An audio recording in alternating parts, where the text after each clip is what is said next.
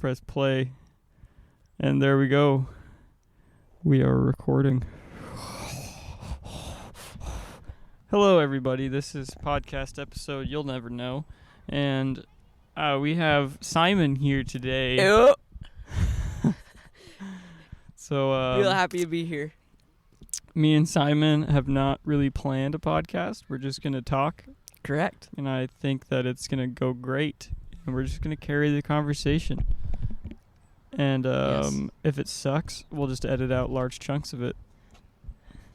All right, let's talk about something more interesting. So how do you feel about rap, Simon?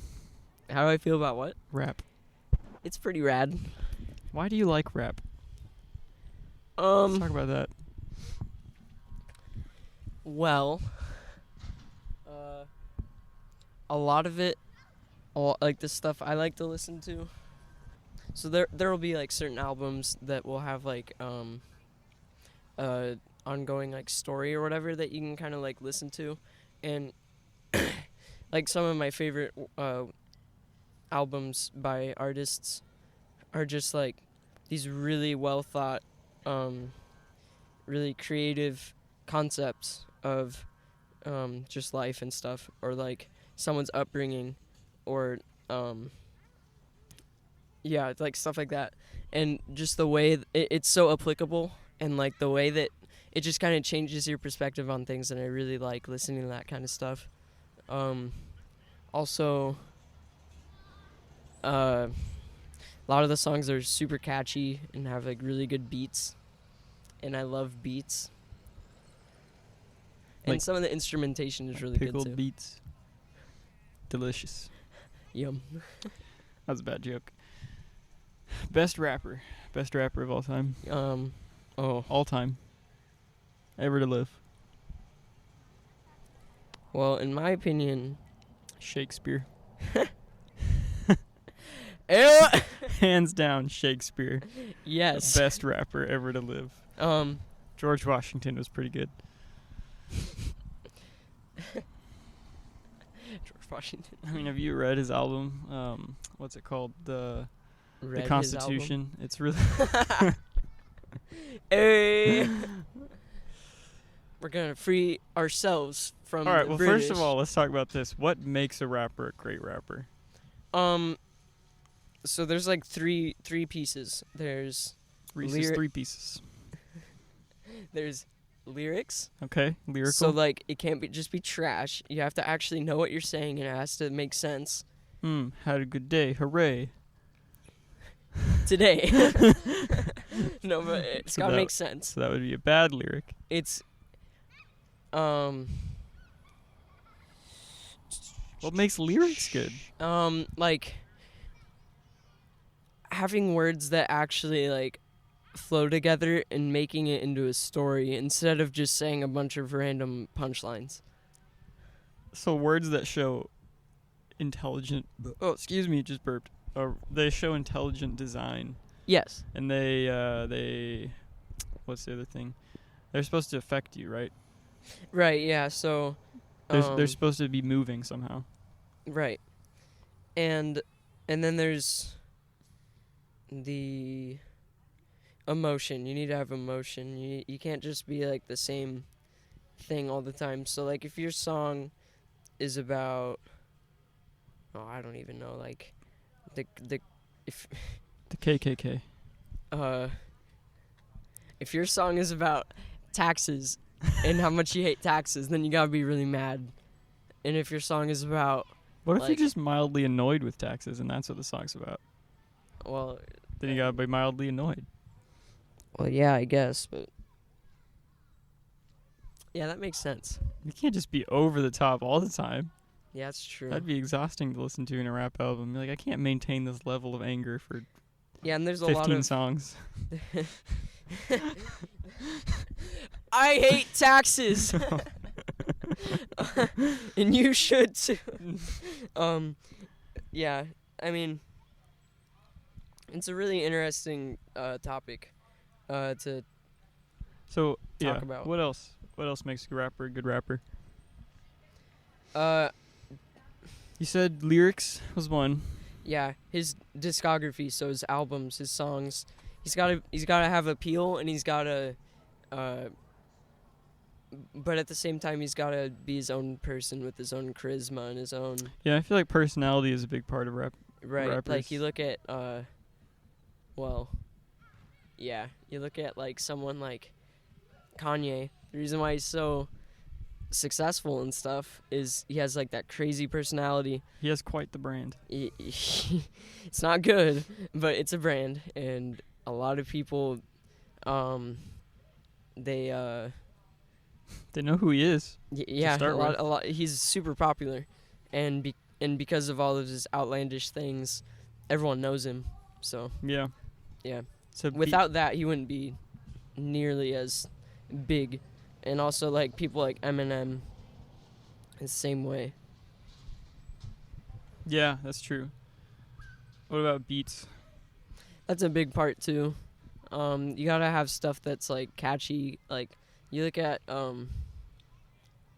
well, a lot of that music comes from sampling. So like old jazz, old funk records or whatever, they would take that and take little pieces. So like the drums or like flutes or whatever, violins, Piece it something. together. Yeah, and they piece it together into their own thing. So it really shows like your character, of like, and also like your background. And a lot of songs that I like they'll be talking about a certain thing, and it's funny because the samples that they used would be using a song from like the 50s or 60s or something that was also talking about that same thing. So it's kind of like Yeah, that's really cool. it's really It's interesting. an illusion, is what it is. Right, It's yeah. like in a book when you talk about another book.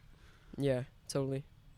I was listening to someone answer the same question. They said that they have to have a message. Yeah, that too. Like, there's things that rappers kind of stand for, and then in each of their songs they have different messages. Yeah. Yeah, totally. Like who is it?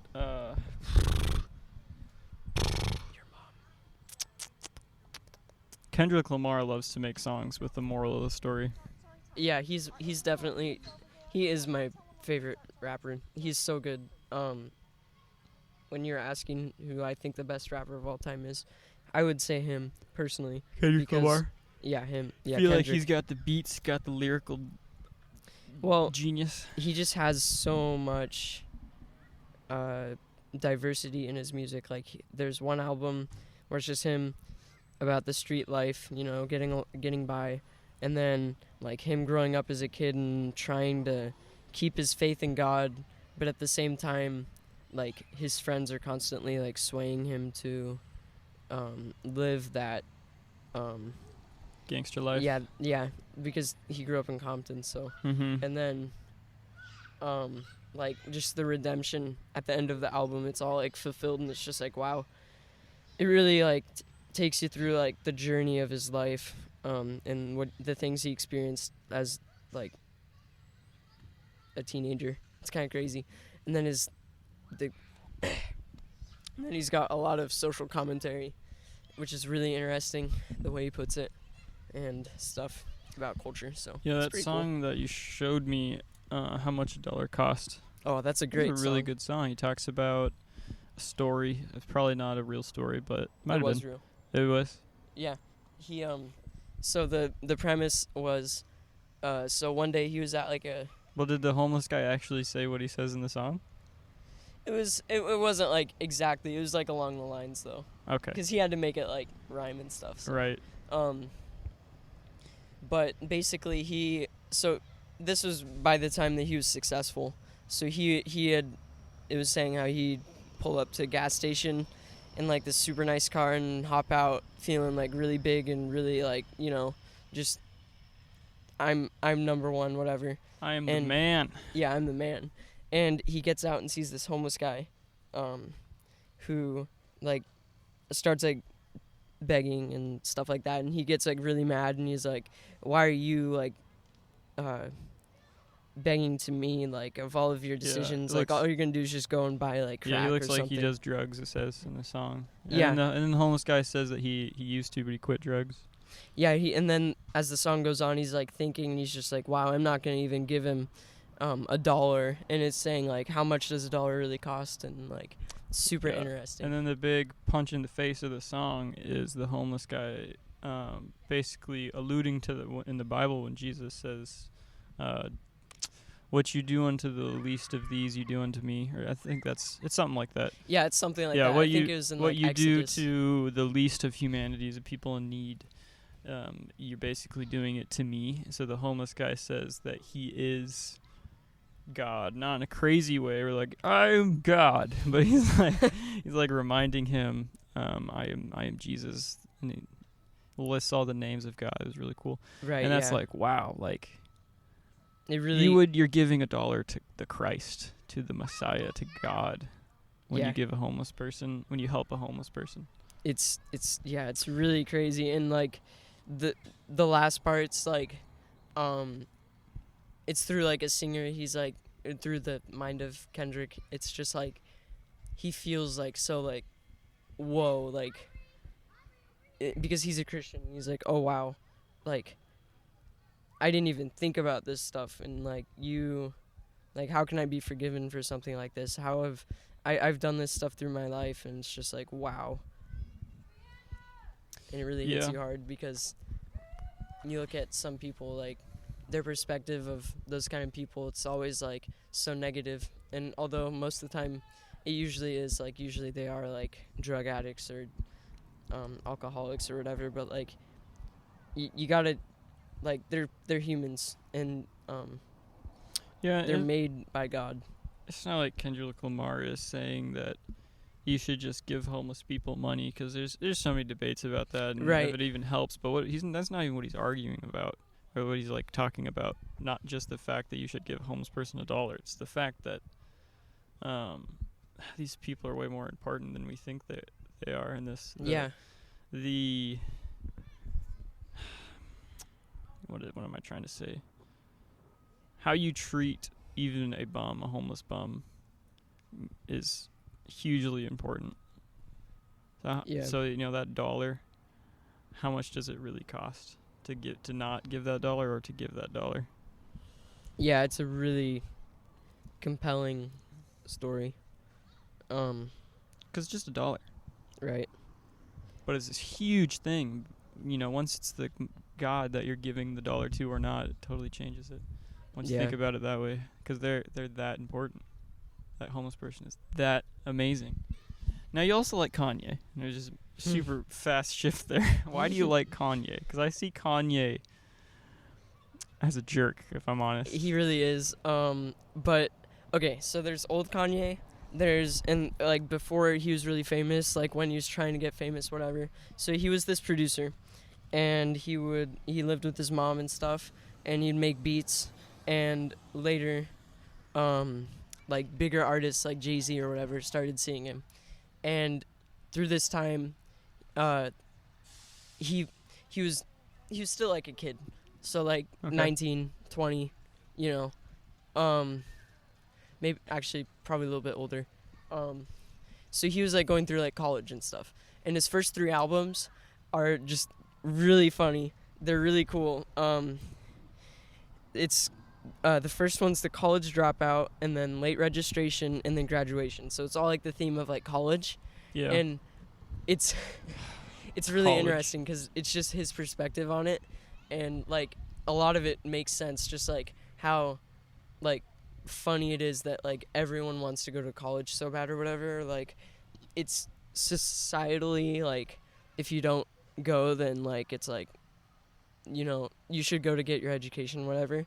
But he like flips it on its head, and is like, he like really goes through it, and is like, how much of a difference does it really make when you can do like whatever you want in life, instead of being told or having to pay for it. I would probably like the album because, excuse me, I'm yawning, because going to college after a year, I just have this growing discontent with the way that college works. Right? And I think it's still worth it, but I think it's worth it because other people care about your degree, not because it's actually giving you important life skills. Yeah. And also, it's like through the perspective of like, a really so like a really maybe not like the best college. So like or like also having to balance jobs. So Yeah. like then there's that like with all the struggles that come with having a job. It's really interesting. And then after those 3 albums, he's famous, and so he just starts bragging about everything in every single one of his songs, and that's where it kind of gets like Kind of goes to his head, I think. yeah. And it seems like he already has had kind of problems, I guess. I don't know. I don't know him. I can't make that judgment. Yeah. Yeah, it's kind of weird. Like it's the relatability that I really like. Like it's all through Yeah. school and jobs. So it's stuff that like I mean, I'm only in high school and I haven't really had like a real job. I just kind of like do whatever.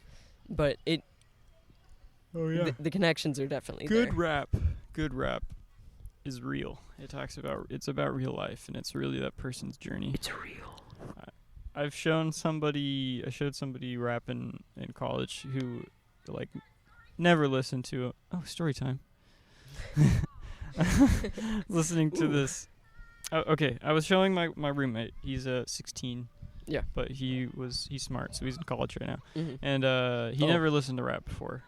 Well, he's like heard it, but he never like even tried to get into the genre. Right. So I was going through and showing him a bunch of different kinds of rap and a bunch of different rappers that I think were very like really important throughout the history and modern rappers.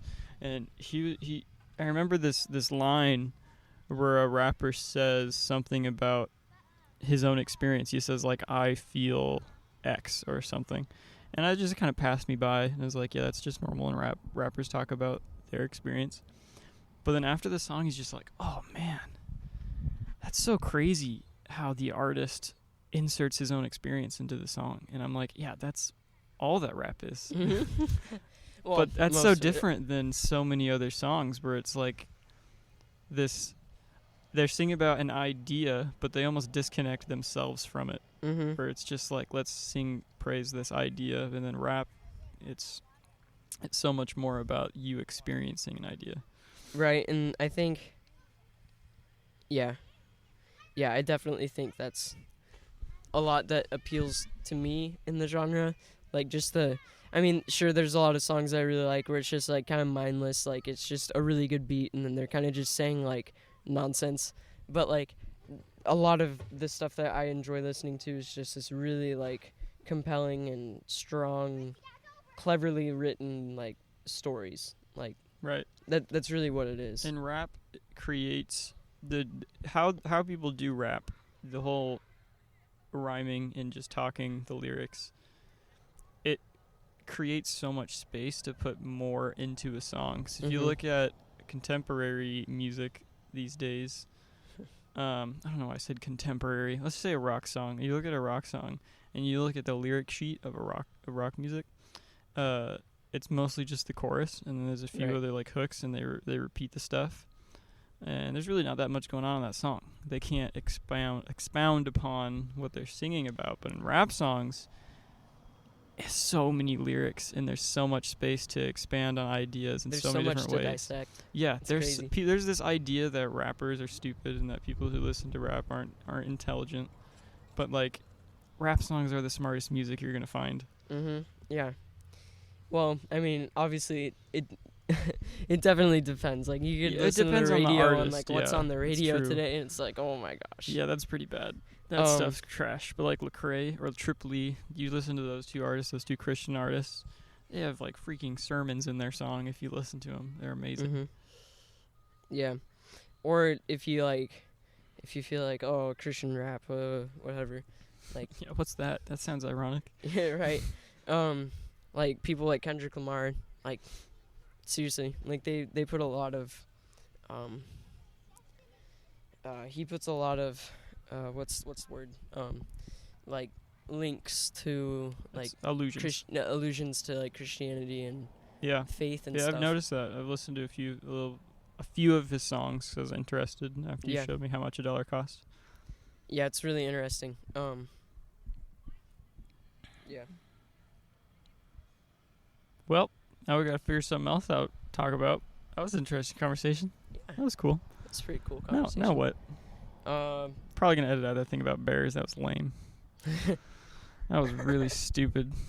It was a better conversation on the way over. It was, here. yeah. We were trying to recreate it. We talked about it earlier. That was dumb. Yeah. Drugs. Let's talk about drugs. Oh, I love me some Vicodin. I don't know, man. Gleanings was really cool. Yes. Gleanings was a great trip. Oh, so rad, dude. You know what I liked about Gleanings is waking up every day and being super productive. Yes. I don't think I've ever felt that productive in my life. The first day was pretty... it was not fun because we had to do cup up for like the last 2 hours, and that was awful. Cup up is the worst. Cup up is really hard. But like, I just think it's so funny coming from someone who's pursuing a higher education saying that my week at a factory, I felt more productive than peach factory. Yeah, at a peach factory. You know, doing the same thing over and over and over again. I felt more fulfilled and productive than I ever have before. I know. It's so weird. And I've gone on mission trips before where it's like, oh yeah, let's go around pick up trash, whatever, go to this person's house and it's clean you up just the do outside. so little at those trips. Yeah. It's like you spend so much money and you take so much time traveling to do so little. But here, they've gotten it down. They got the effectiveness down. They're okay, you show up, we'll teach you how to work, and you work, and you get so much done. Yeah, and you really see your progress. Although at the end of the day it's sort of resets, you can totally they tell you at the end of the day how much you did, and it's just wow, I did that. Yeah, and so it's cool. A struggle. You got to embrace the suck, but I love how they tell you we had to leave early because of the fire, but we got word of how much food we made that week from the other people, other groups. And what was it? It was do you remember what it was? I didn't even hear about it. Shoot, I don't even know. But it was this ridiculous number of meals. And I was just thinking about that. I was this is not just an abstract thing that we've done. We haven't just sent off a seed in hopes that it does some good, you know. We literally fed people for that many meals. That's a real number. Yeah, it's crazy. What was it? I can't remember. It was 80 something pallets one day. And Whoa. how many buckets is that? I don't even know. But it's amazing that we actually fed people. I think that's totally. So cool. That's definitely, doing God's work right there. Yeah. Also the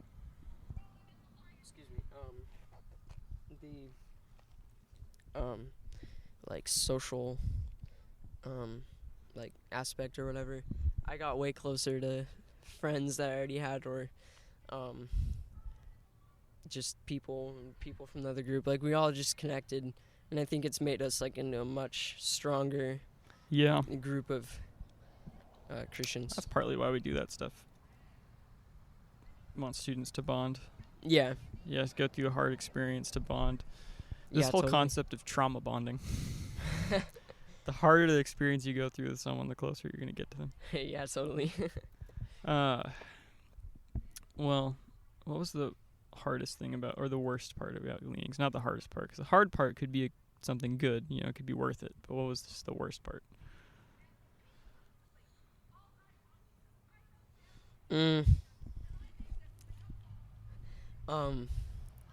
For me, I really didn't like the drive there, and the drive there was good, but just the road life, living the road life. It's tough. Yeah, that was tough. Eating. Oh, how many fast food meals did we eat in a row? That was terrible. Oh, that was bad. None of it was awful though. No, yeah, they did a really good job. It was all worth it. They know what they're doing. Yeah. I didn't really get any sleep on this trip, but me either. It was really fun though, and once I got back, I got sleep, so it didn't really matter in the long run. Yeah. So. You're still tired. Yeah. What was I gonna say? I thought of something interesting to say.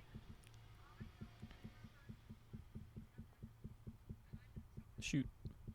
How has been transitioning to now you're part of the high school ministry? What is that like for you? Because it's pretty different. I actually don't think it's like much different except for. Good. Wait, you mean like ministry or just like the youth group? Just the youth group. Just going to the youth group in high school youth now. group's way better. Oh, good.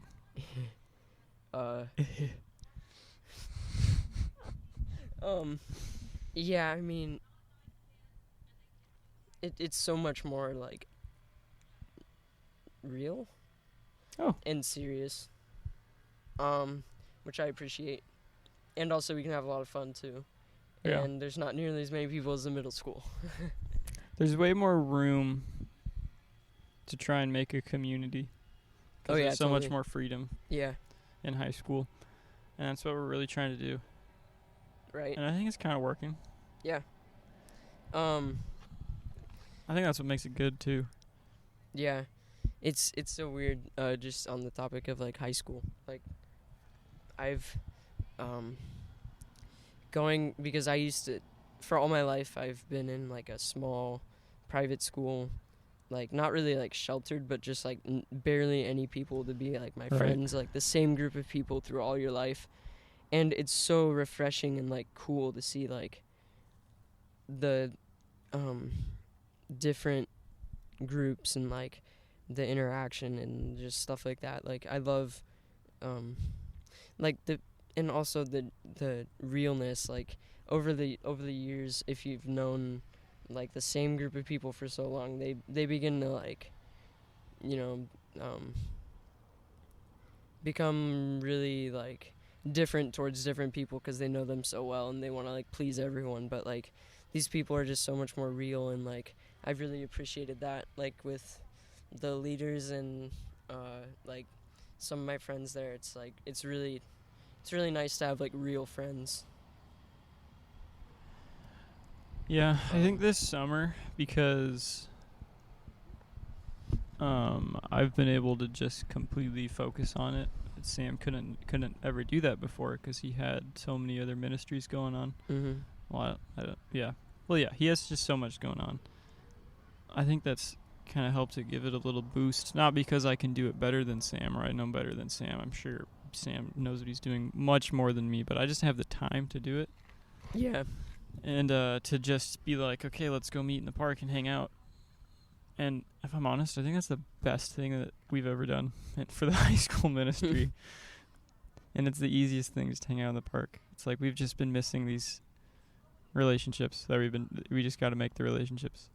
Yeah, totally. It's leader to student, not just student to student, because I think our students are all friends, but got to get the leaders to be friends too. Yeah, and the leaders are so cool too. Like you and Alex and Sam and all the other leaders, Jordy. Yeah. They're all really cool. The big problem that I've been thinking about lately is now that we're getting closer together, now that students are spending more time with the leaders, and I think that's leading to spiritual growth because you're spending so much time with somebody who wants to help you grow spiritually. It kind of rubs off on you, you can't help it. But what I want is the students to be able to talk to each other about spiritual growth. I don't want it to just be we go and we have this discussion on Sunday and we have this little lesson, and then you do with that what you will with yourself, and you never talk to each other about it outside of it. It's definitely tough. I think a big reason is because like with like habits that we have or whatever of just like stuff that we're like struggling with or whatever, like everyone's going through it. So for someone to like talk about it with them, like maybe they wouldn't be so comfortable too, because it's like it's like a weird feeling to open up in that way. I know. It feels funny. It feels so much different with you know? Yeah. Like with leaders though. Uh-oh.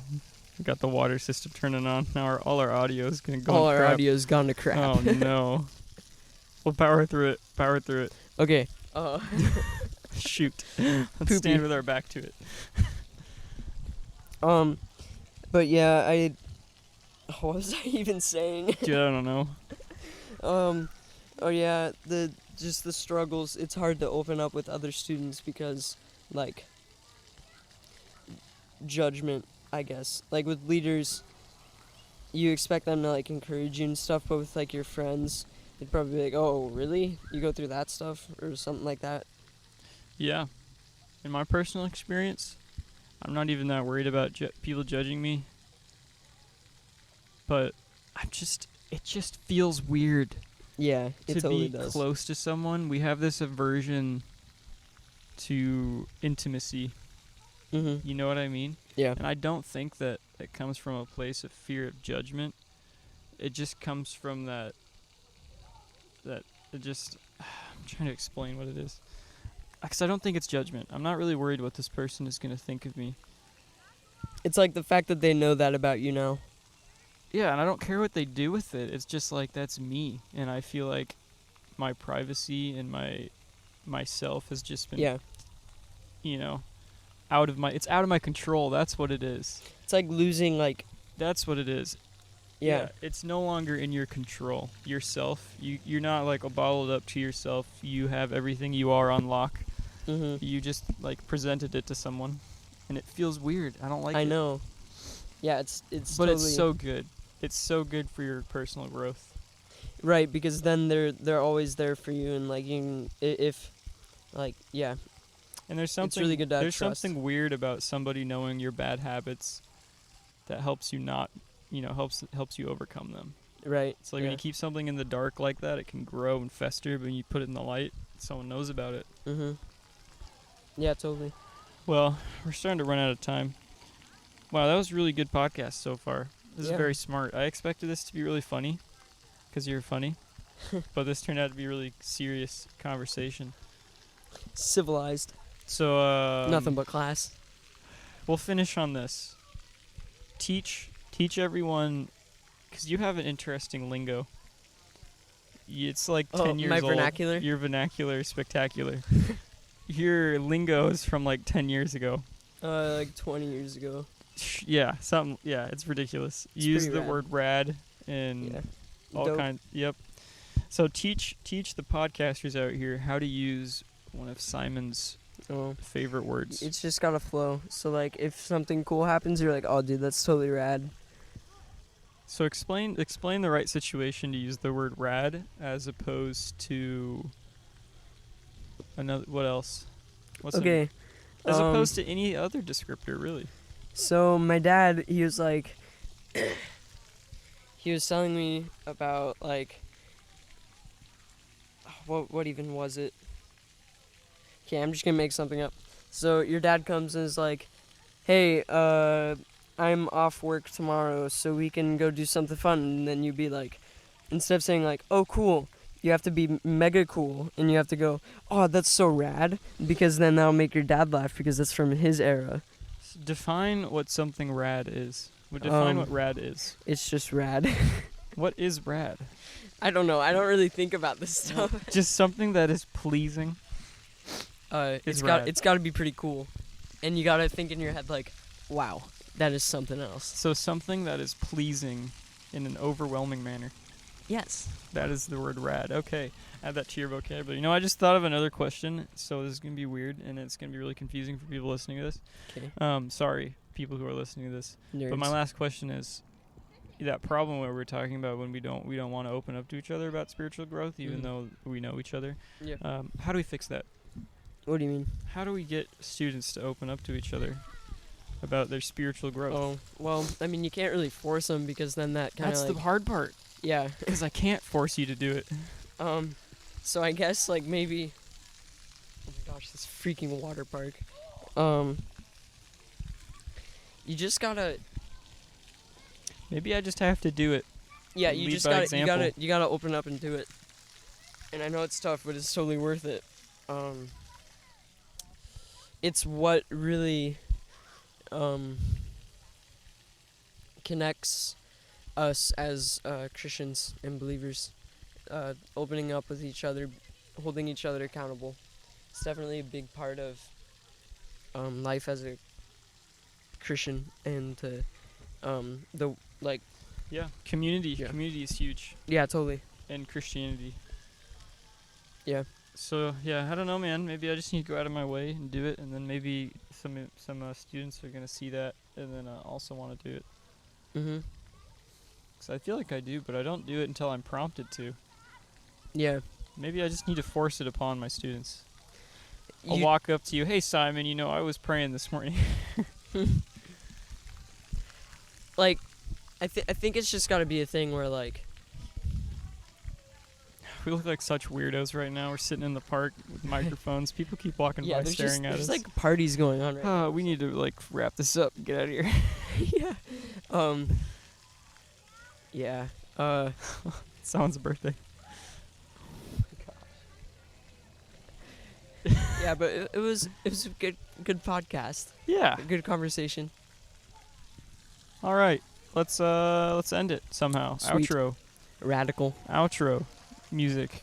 Go. Yeah.